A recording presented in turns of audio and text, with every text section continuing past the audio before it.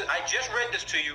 This balloon launch took place in Antarctica, and it's an 8,000 fucking pound telescope satellite. There goes the mountains in the background. Here's a visual description of what I just read in that document.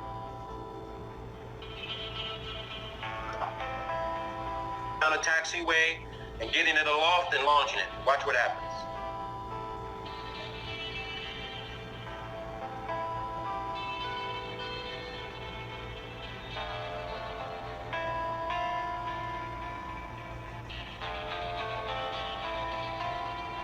If you like apples, how you like them fucking apples? That's 8,000 fucking pounds, people. 1,000 pounds. That dome on the top, is actually where all of the radio equipment is installed so that a C-130 can communicate with it. Close your eyes, and in your head, picture the internet. Not your favorite app or website, but what you think the internet itself looks like. Got a good picture of it? Okay, now open your eyes. Ta-da! The internet. So maybe you're thinking, that's not the internet. The internet is like my Wi-Fi router, huge data center somewhere, numbers spinning through a tube.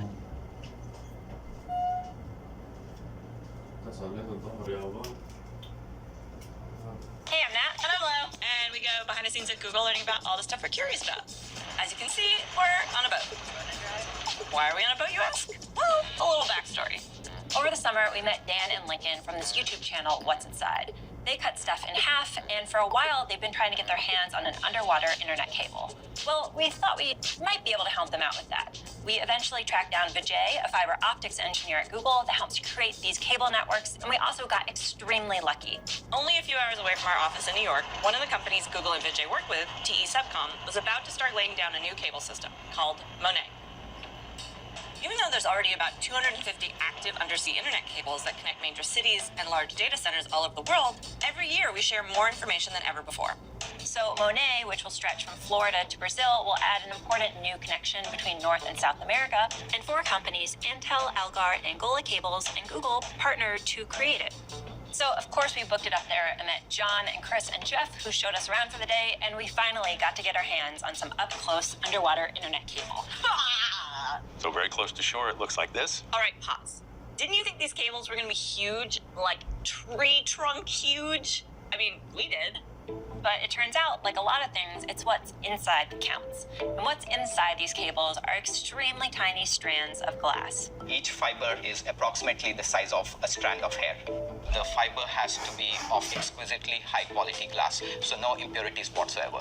These immaculate little strands, these are the internet. And Vijay told us the way they work is by transmitting your photos, videos, web pages as pulses of light. All these modern cables can carry 100 terabits of traffic. So just to put that in perspective, that's like transmitting this video that you're watching 10 million times.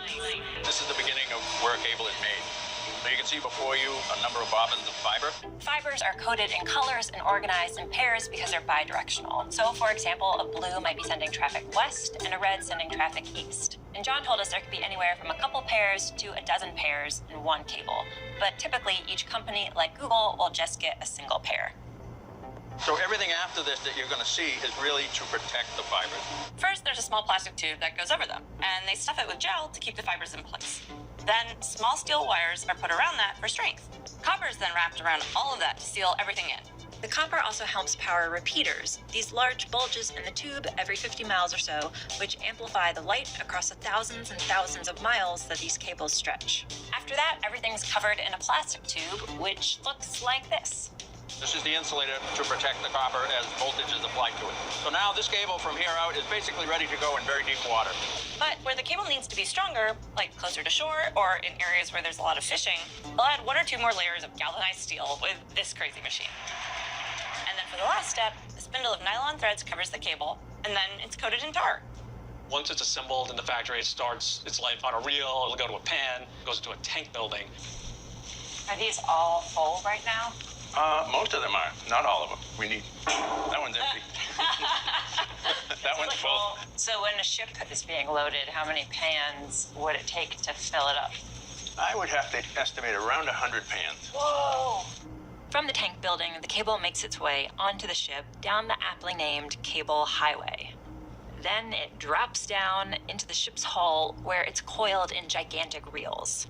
It takes about a month to load up the ship to leave port, with everybody working around the clock in 12-hour shifts. When the ship finishes loading, then it'll sail down to where it's going to start the project, which is in Boca Raton, Florida. The ship will get as close as it possibly can to the shore. Then they'll float cable right up to the beach. Usually, the cable is buried near the shore so it doesn't get in the way of surfers and swimmers. And a remote-operated plow is dragged behind the ship to bury the cable. We want to get that cable embedded in the seabed.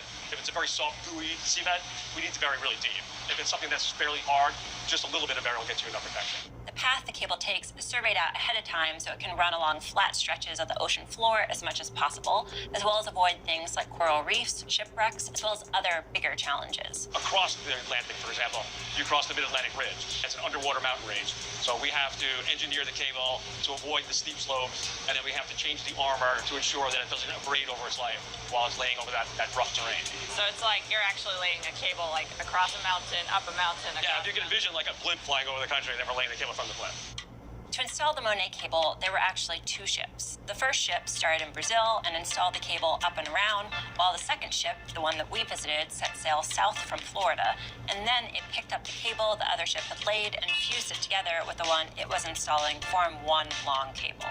And in case you're wondering, picking a cable off the ocean floor and fusing it together with another chunk of cable is exactly what happens if a cable is damaged, say from an anchor or a hungry shark. Just kidding about that shark part. It is true that they do occasionally bite them, but they don't really damage them when they do. It's pretty crazy to see the months of work that go into laying just one of these cables. And it's thanks to that work that we have this physical connection between continents, which allows us to see videos and news and photos from anywhere in the world almost instantaneously. And then to realize this is not some new technology.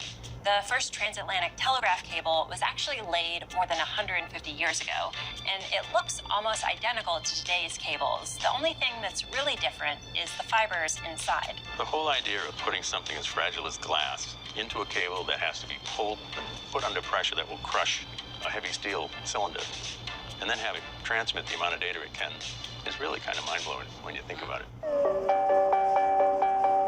Should we see the sphere from satellites? What satellites?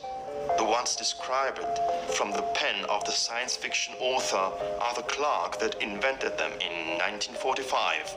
Yes, because satellites are an editorial product and were realized only 20 years later by NASA. But till this day, we don't have credible images of the construction of a single satellite or of the ISS. Hands-on data. Today we should have in orbit about 20,000 satellites, but no one has ever ascertained their presence, verified a possible collision or fall, the blacklit passage observing the moon. Never seen. Neither from Earth nor from space, excluding the images elaborated with computer graphics. Good morning. This is the last picture from our so-called satellite on Italy. And yet, we should believe that similar objects can resist at the temperatures of the thermosphere and exosphere till over 3,600 degrees Fahrenheit. But doesn't aluminium melt at 1,220 degrees Fahrenheit? Unacceptable. It's more likely that satellites have stayed the outcome of a riotous fantasy and the lie of an unscrupulous power that has been dealing illusions for decades, making madness out of public money. In a subverted paradigm model, maybe we'd see these invisible hordes of satellites fall off too. Also because today, all telecommunications are realized by 1 million miles of optical fiber cables, and radio bridges are present everywhere in our territory. After all, it should be easy to verify the existence of satellites. All they would need to do is turn Hubble around, for example, make it face Earth, and show us the center of an American city on live feed. They never do it. They can't.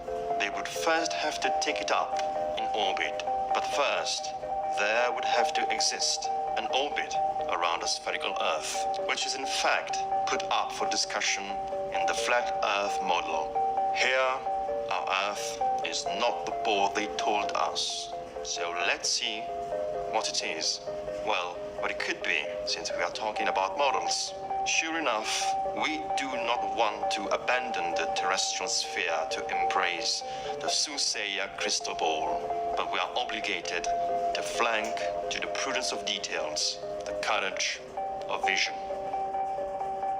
Also because if the idea of the globe falls, Freemason Newton's gravity falls too, like Freemason Darwin's evolution, that makes a man and nothing at the drop keel of infinite space.